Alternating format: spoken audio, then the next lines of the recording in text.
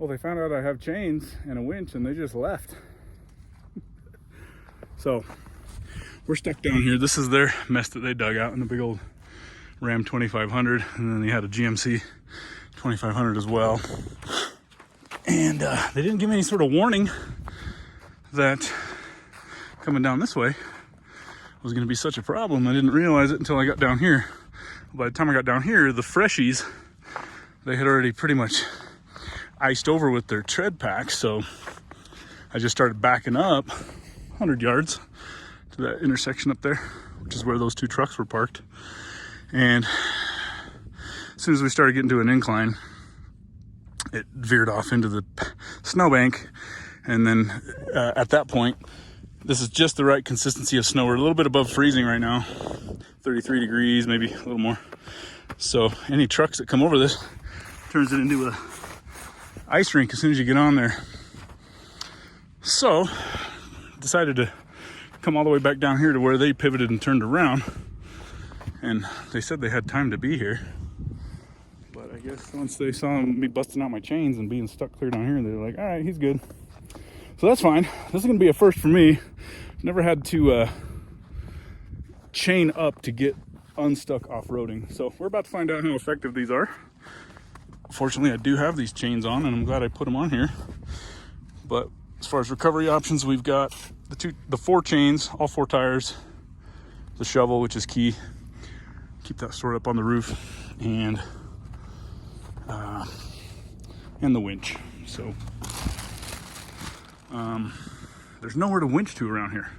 And one thing I don't have, which I've been meaning to put back in the truck, it's just sitting in the garage right now, is the damn high lift jack. I don't imagine I would get into a scenario where out here I would need a dead man's anchor, you know, burying the high lift in the ground. So let's just try to get these chains on and see how effective this is going to be. Hopefully I was able to dig out enough to where I can roll back far enough to get positioned onto the tracks, onto the chains. And I have yet to ever actually put these particular chains on. So hopefully we get this thing going here.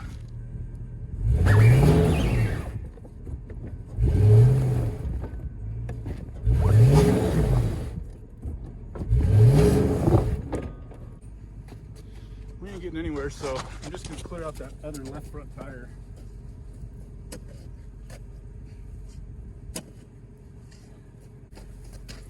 The other tire. That's fine. Instead of it being me and 2 trucks, it'll be me and you guys. Anyway, you see how big of a dam we got set up here. Big time. Let's dig that out, and I'm sure we'll be able to back up a bit. I've had this shovel on the top of this truck for a long time. I may have used it a time or 2, but never had to use it to totally dig myself out. At least that I can recall in recent times. So glad I got it. Another thing is, this truck has 3 lockers in it. The center differential lock from the factory, as well as 2 ARBs. ARB air lockers, front and rear. And we're also on my beloved Geolander IT Ice Terrain tires, which, if you know me, you know I talk very highly about those. But even in these conditions, even those tires aren't doing anything for this situation. Let's just get that last little bit out from behind this freaking tire here. Even just one of those little Lifeline foldable telescopic shovels from the store would do better than nothing. But kind of surprised that it's just stuck. These snow conditions are so much that it's just super slick. As soon as it gets any tire spinning on it, it just slicks right up. So let's see if I can get this thing backed up now. We do have all the lockers engaged, so God, even just a couple inches on that thing.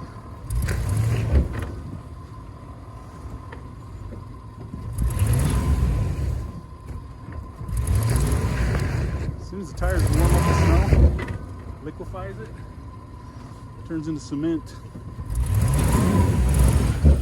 All right, we're on the chains now.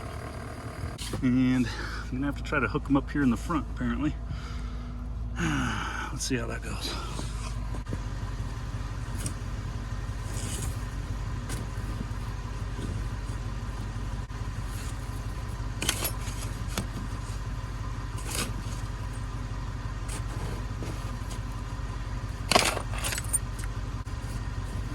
stupid about it because I mean, I saw these guys who were up here. I didn't know what they'd just gone through. So I asked them for a thumbs up. As I came rolling by, they gave me a thumbs up, and they saw me turning down here, and they didn't even like say, "Oh, we just got stuck on it." They didn't say shit. So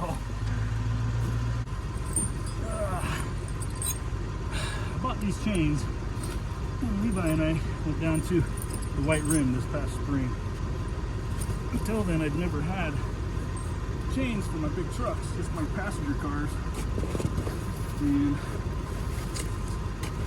it wasn't until a week and a half ago, middle of December, that I actually put them damn chains back in this truck. I mean, I wouldn't have probably come down this road if I didn't have those chains, but still, it really wasn't expecting these, but man, I'm glad I got them. And they said as soon as they chained up in their big old 2500 Ram, they were able to get out. They just motor crawled right out of here. So let's hope for the best one in our situation too.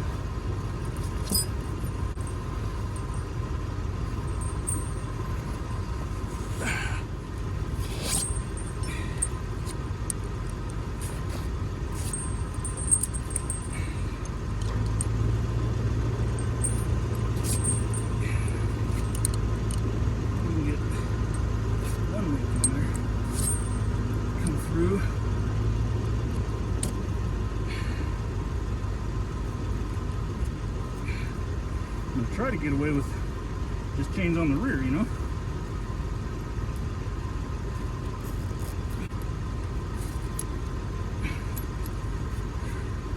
A little cam buckle action in this little keeper. Fortunately, it's warm enough that my hands aren't freezing cold being barehanded. I got the gloves right up in there, but they're super thick gloves and no dexterity. All right, we got one set on. Let me try to get the other side on. Oh, cool.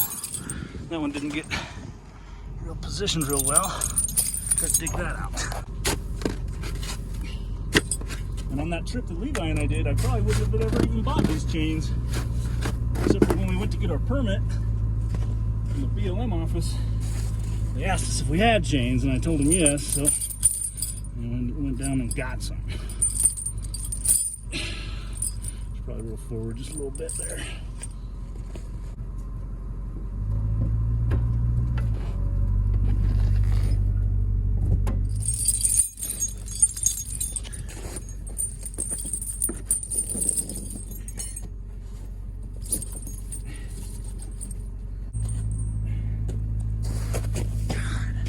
Seriously, it's just so slick. Like you can't even walk on it without slip sliding around. I really wish those guys would have kind of just given a heads up and been like, "Hey man, oh yeah, you might not want to go down there. We just got stuck down there."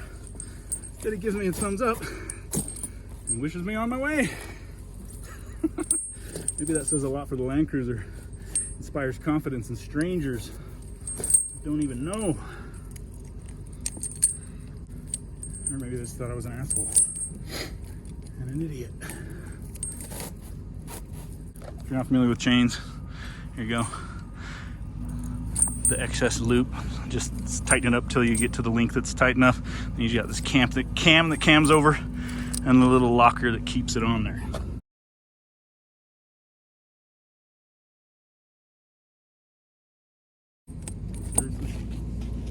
Alright, I'm not very far from the highway. I don't have very far to go. Let's see if I can get this damn thing out of here now.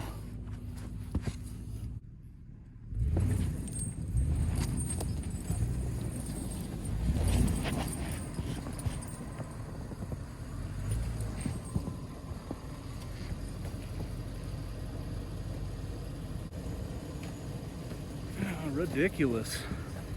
Let me throw the shovel in the truck so I don't forget, because I think we're probably going to reverse all the way up there. But you can see, now that we've kind of rolled it a little bit, we need to do some serious adjusting on this. We don't want all that slack flopping around behind where the caliper, brake caliper is in danger, brake lines.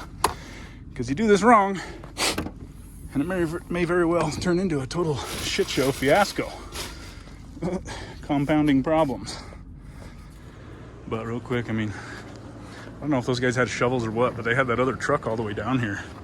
And I think between the two trucks and then my truck, I mean, I was just gonna go this way, follow right along inside the tracks, which is really shouldn't be any more difficult than from where I came, but by the time those guys made that mess down here, it was game over for this guy.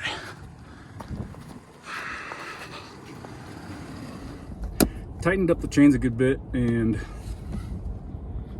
wasn't really able to cinch down the slack on the inside, and there's a couple links kind of slinging around. Obviously, if we were going to try to hit to the highway, we would want to secure those with the bungees. I got the bungee kit in here, but we're gonna hope for the best right now. But it did manage to cinch down the outside, which kind of tightened and snugged everything up. But we're gonna just try to reverse up here, and I'm hoping for the best on this.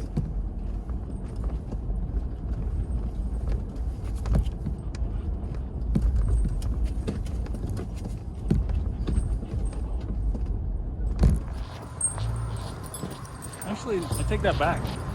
We had made it a lot further before. I'll tell you when, another 100 feet or more.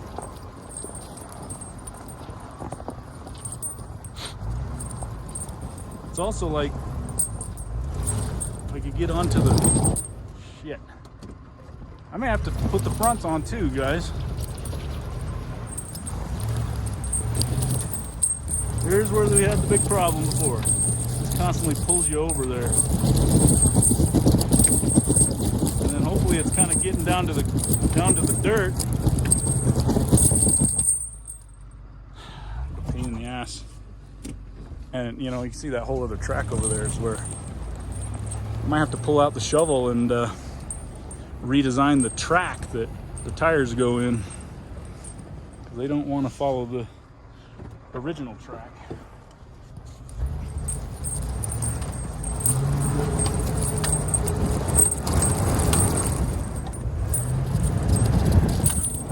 Come on.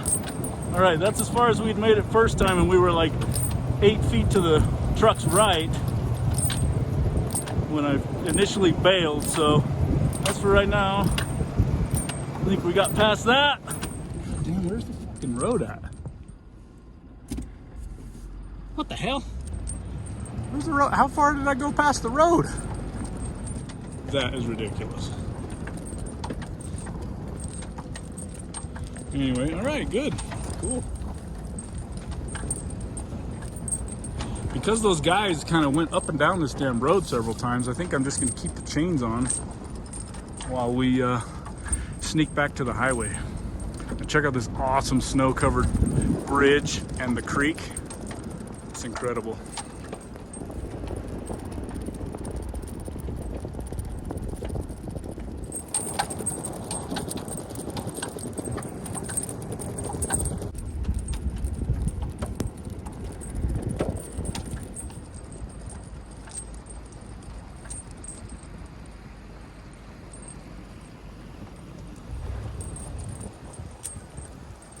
Oh man, isn't that something? Isn't that beautiful? Wow.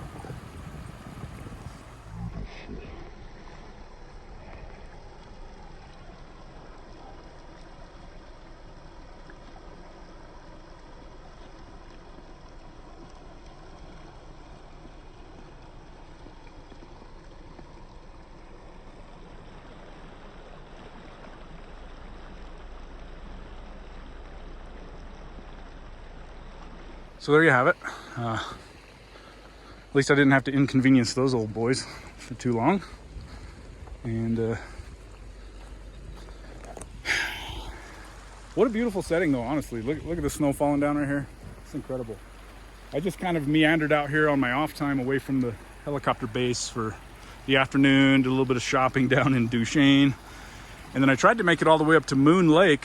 No, at first one I tried to make the Stillwater Reservoir. Road wasn't plowed. Retreated. Most of the road was plowed up to Moon Lake, and then it was stopped right at a construction site. So turned around, came down here. Wasn't really planning to do a whole lot. Just a little bit of sightseeing, but this is a fun little adventure. Didn't even really set out to film an adventure, but hey, if you stayed along, followed along on this one, appreciate you. Check out the channel, see if there's something else you might be interested in. We got a lot of adventures and stuff around here, and you never know what you're gonna get. A lot of technical repairs on these old Toyotas, these old Land Cruisers, 4Runners, and the like. And if I just had any tips to tell you about the chains is, when you buy the chains, they don't generally come with the spider bungee thing. So at least buy one of those or buy some bungee, because that's totally key. I got the worst creak in my neck from doing this. Trying to drive backwards, hanging my neck out that window. But test fit probably is a good idea. I hadn't done that yet on these. Probably should have, but we got by. Have the bungees with you, and just don't forget to take them off and hang them up to dry in your garage so they don't rust. You know, you don't want to put them back in the bucket. I picked up this pretty handy bucket at one of the hardware stores, or one of the outdoor stores, not outdoor stores, house repair stores. Pretty cool. Just right, 5-gallon bucket. And I think I bought these sometime back, a little bungee deal. So let's get these things tossed in here and call it a day.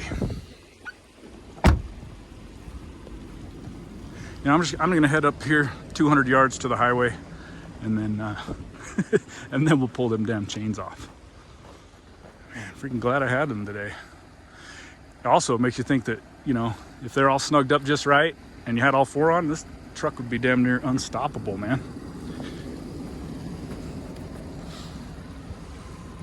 Adios, see ya. Have a good one. Hope you go out there and have yourself an awesome adventure too.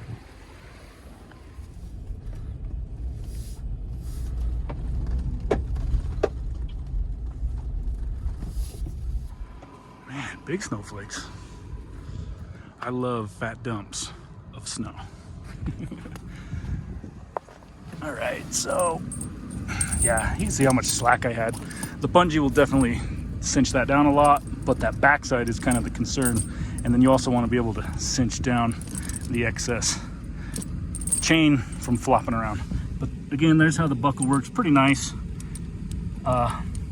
Probably, I don't know, you could zip tie this if you're really concerned. If you were going to cover many, many miles, you could put a zip tie through here somehow to kind of really add some security. But generally, from what I've seen, they say, you know, 30, 35 miles an hour is kind of your max with chains on.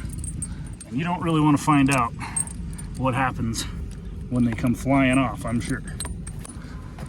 Okay, and then the back hook just has that one hook on it. There we go.